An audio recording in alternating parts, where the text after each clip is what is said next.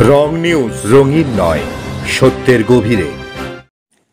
যতটা ব্যাকুল এই রক্তমাংসের নশ্বর দেহটাকে নিয়ে, ততটা ব্যাকুল যদি প্রভু রামচন্দ্রকে নিয়ে হতে, তবে হয়তো তাকে পেলেই তো সব পাওয়া হয়। অসামান্য রূপবতী স্ত্রী রত্নাবলীর এই কথাগুলি আমূল পরিবর্তন ঘটিয়ে দিল তুলসীদাসের। এক বস্ত্রে গৃহত্যাগ করে খুঁজে বেড়াতে লাগলেন তার ইষ্ট দেবতা প্রভু রামচন্দ্রকে। তবে প্রভু রামচন্দ্রকে পেতে হলে সর্বাগ্রে তুষ্ট করতে হবে তার সব থেকে বড় ভক্তকে। কে সেই ভক্ত? কেন, সেই ভক্তই তো জ্ঞানের আধার, বিদ্যার প্রতিমূর্তি, অতুল বলশালী পবন নন্দন হনুমান। চলল খোঁজ হনুমানের। শিবক্ষেত্র মোক্ষধাম বারাণসীর কর্ণঘণ্টা ঘাটে রোজ বসে উৎকৃষ্ট রাম নামের আসর। সেখানেই বৃদ্ধ ব্রাহ্মণের ছদ্মবেশে আরাধ্য দেবতা রামচন্দ্রের নাম শুনতে আসেন ভগবান বজরংবলী। তিনি খুশি হলে প্রভু রামচন্দ্রকে পাওয়া যাবে, কিন্তু কেমন করে চিনতে পারা যাবে তাকে? ব্যাকুল হয়ে খুঁজতে লাগলেন তুলসীদাস। খুঁজে পেলেনও। সেই বৃদ্ধ ব্রাহ্মণ কিন্তু অস্বীকার করলেন। তিনি যে পবনপুত্র হনুমান তার কি প্রমাণ?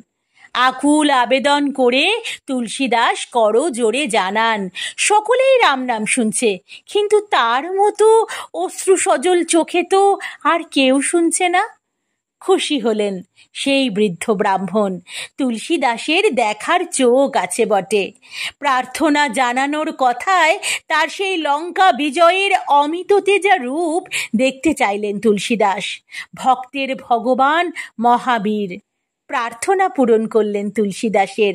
দেখা পেলেন কুঞ্চিত কেশ, পেশিবহুল, গলায় পারিজাত পুষ্পের মালা পরিহিত, বক্ষস্থল বিদীর্ণ করে প্রভু রামচন্দ্র ও মাতা জানকীকে দেখানো, বজ্রসম গদা হাতে হনুমানের। এরপর ধাতস্থ হয়ে প্রভু রামচন্দ্রকে পাওয়ার প্রার্থনা। নির্দেশ পেয়ে তুলসীদাস চললেন গোদাবরী তীরে চিত্রকূটে। চিত্রকূট রামক্ষেত্র, বয়ে চলেছে পবিত্র গোদাবরী। সেখানে যে আজও প্রভু লীলা করেন, সেখানে বসে নিত্য সাধন ভজন করেন ভক্ত তুলসীদাস। রাম নাম গাইতে গাইতে নদী থেকে স্নান করে আসা ভক্তদের কপালে তিলক সেবা করেন। হঠাৎ নদী থেকে উঠে সামনে এলো স্মিত হাস্য দিব্যকান্তি এক বালক। আবদার করলো তিলক সেবার।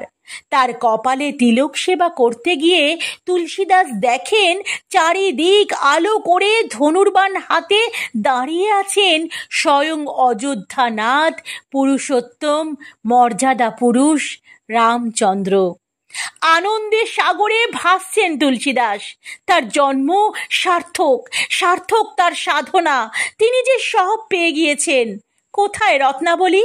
তাকে যে কৃতজ্ঞতা জানানোর ছিল, সে যে এমন ভাবে বলল, তাও কি প্রভুর নির্দেশ? কিন্তু তাকে পাবেন কোথায় তুলসীদাস? শুধুই চোখের জলে যেন মানস স্নান করিয়ে দিলেন প্রিয়াকে। তরতরিয়ে এগিয়ে চলল প্রভুর আশীর্বাদ ধন্য তুলসীদাসের কলম। লেখা হলো রামচরিতমানস। রাম নাম সুখদায়ী, রাম নাম সুখদায়ী।